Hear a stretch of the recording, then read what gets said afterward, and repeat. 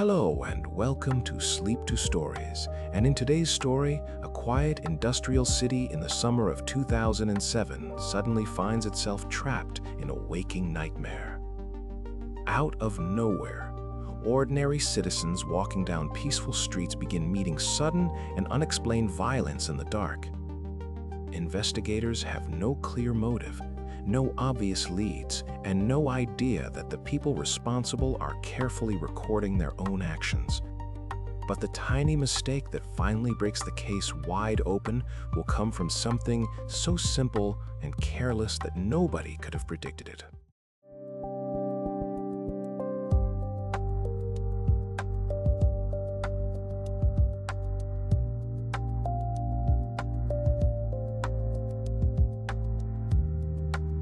If you are the kind of person who likes drifting off to stories like this one every night, please consider subscribing to the channel, leaving a like, and turning on the notification bell.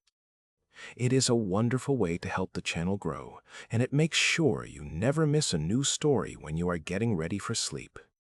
But for now, let us get back to tonight's case.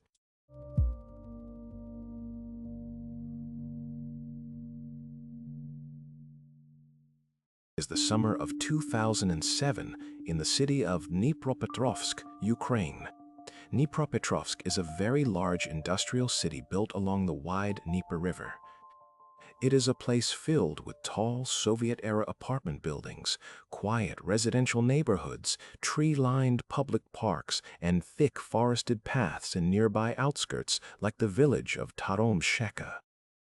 During the hot months of June and July, the days are long and dusty, and the nights are usually warm and calm. People like to walk outside late into the evening to enjoy the cool breeze. On the night of June 25, 2007, a 33-year-old local woman named Ekaterina Ilchenko was walking home. She had spent the evening visiting a friend in her neighborhood.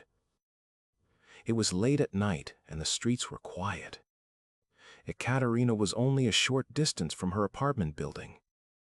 She was carrying her personal belongings and thinking about her day.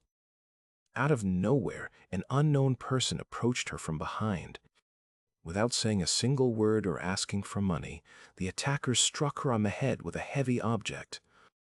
Ekaterina fell to the ground immediately. The attacker took her mobile phone and a tiny amount of cash, then vanished into the darkness. Her body was found shortly after by neighbors. Local police were called to the scene. At first, investigators thought this was just a sad, isolated incident. They believed a local thief might have panicked while trying to steal her bag. But only a few hours later, during the very same night, police received another emergency call from a location not far from the first attack. A local man named Roman Tatarevich was found dead on a quiet street. He had been beaten in the exact same manner. His injuries were severe, and he had also been attacked from behind with a blunt weapon. Just like with Ekaterina, the attacker had only taken a cheap mobile phone and a small amount of loose money. Police officers were confused. In a large city, violent robberies can happen, but two brutal attacks in the same area on the same night were very unusual. Investigators began searching the streets for clues. They looked for witnesses who might have seen someone running away. They checked nearby shops and spoke to residents, but nobody had seen anything helpful. There were no clear footprints, no dropped weapons, and no obvious suspects.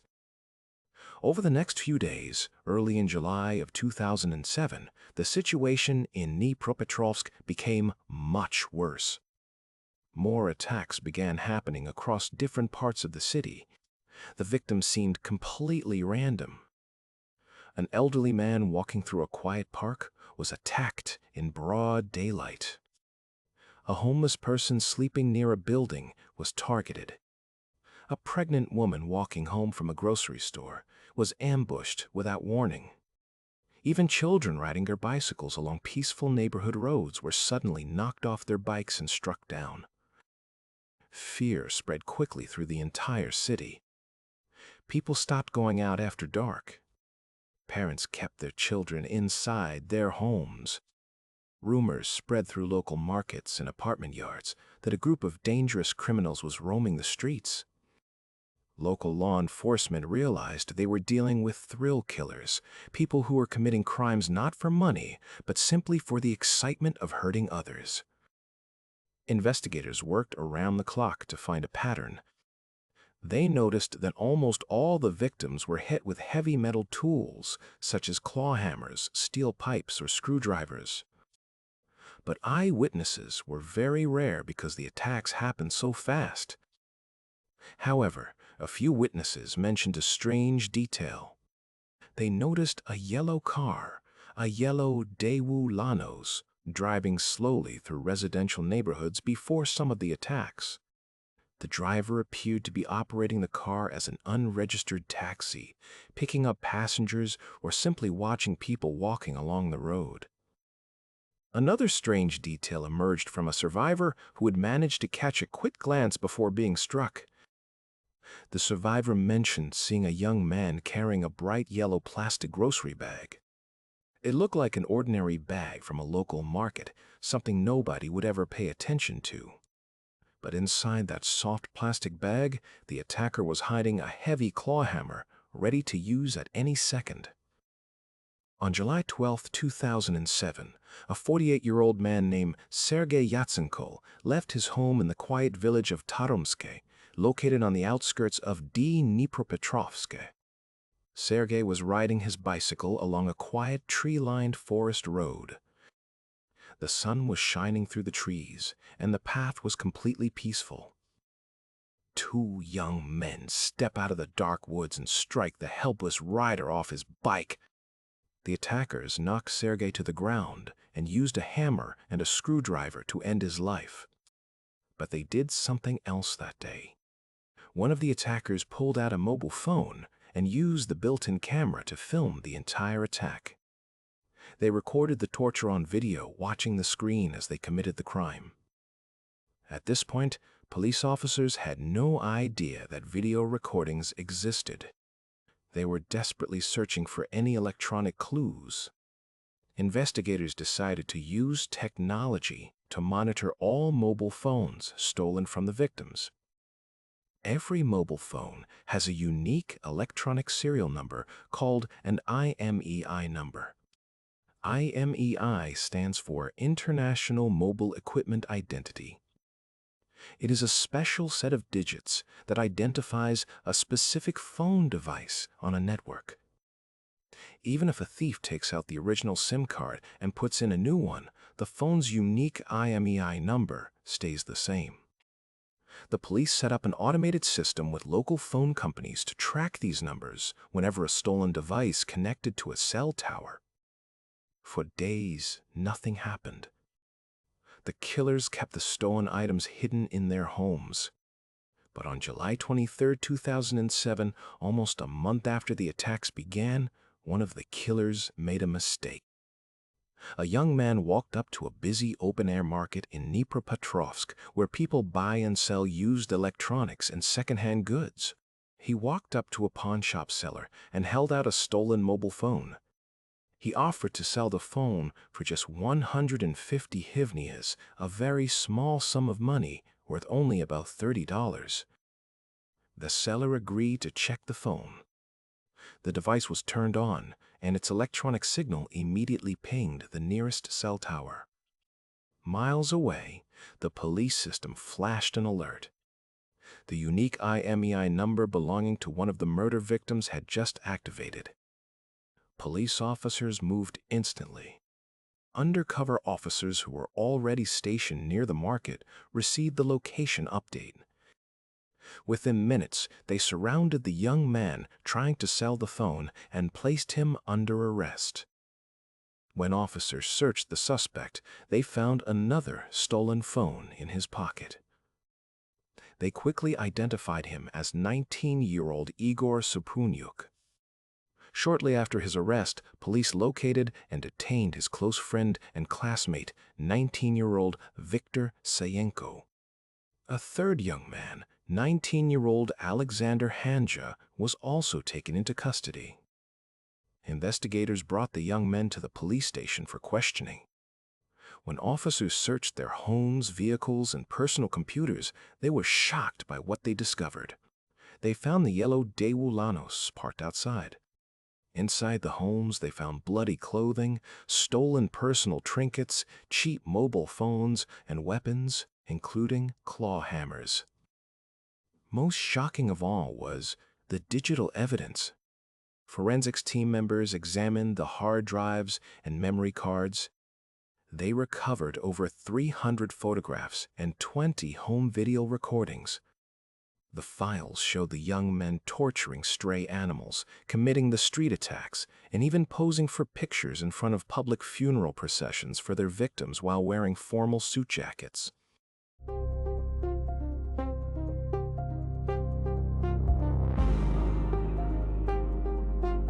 Now, let me walk you through what investigators eventually pieced together once the suspects were taken into custody and all the evidence was examined. Investigators learned that Igor Suprunyuk, Viktor Sayenko, and Alexander Hanza had known each other since childhood. They attended the same school in Dnipropetrovsk. As young teenagers, Suprunyuk and Sayenko struggled with social anxiety and an intense fear of heights and blood. To force themselves to get over these fears, the boys made a strange agreement. They began hanging off high-rise balcony railings, high above the ground, to conquer their fear of heights. To overcome their fear of blood, Suprunyuk and Sayenko began catching, torturing, and killing stray cats and dogs in neighborhood yards. They took photos with the dead animals and reviewed the pictures together. Their friend Alexander Hanza joined them during their early years, but he was more hesitant.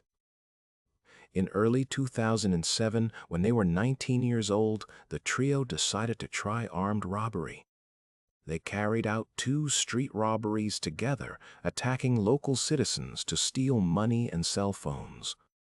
Alexander Hanza took part in these early robberies. However, in late June of 2007, Suprunyuk and Sayenko decided to go much further. Hanza refused to participate in murder and backed away. But Suprunyuk and Sayenko began driving around the city in Suprunyuk's yellow Daewoo Lanos, searching for vulnerable people walking alone. They carried claw hammers inside bright yellow plastic grocery bags so no one would suspect them.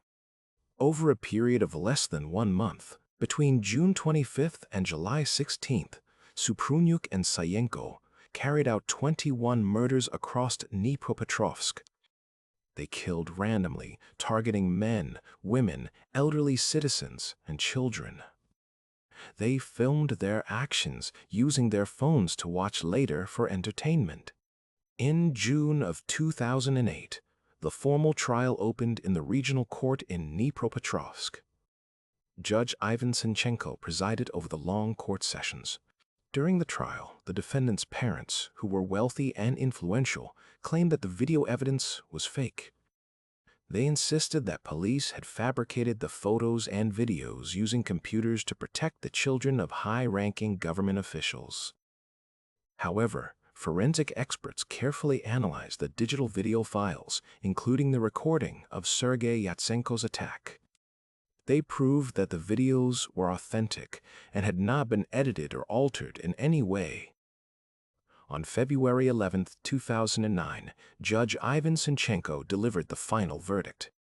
Igor Suprunyuk and Viktor Sayenko were convicted of 21 premeditated murders, which means murders that were planned in advance, and were sentenced to life in prison. Alexander Hanza, who did not take part in the killings, was sentenced to 9 years in prison for his involvement in the earlier armed robberies. In November of 2009, the Supreme Court of Ukraine reviewed the case, dismissed the defendants' appeals, and officially upheld the life sentences for Suprunyuk and Sayenko. Alexander Hanza served his sentence and was released from prison in 2019. It is unsettling to think that a city was terrorized for weeks by people hiding behind ordinary everyday objects, and that their capture came down to a simple, low-value sale at an open-air market. That is all for tonight's story. Thank you so much for listening. If you enjoyed this case, please take a look at the rest of the channel. There are many more stories like this one available, with plenty new ones on the way. And if you have a topic or a specific case you would like to hear next time, or if you have any thoughts about tonight's story, feel free to share them in the comments below. This was Sleep to Stories. Good night and sleep well.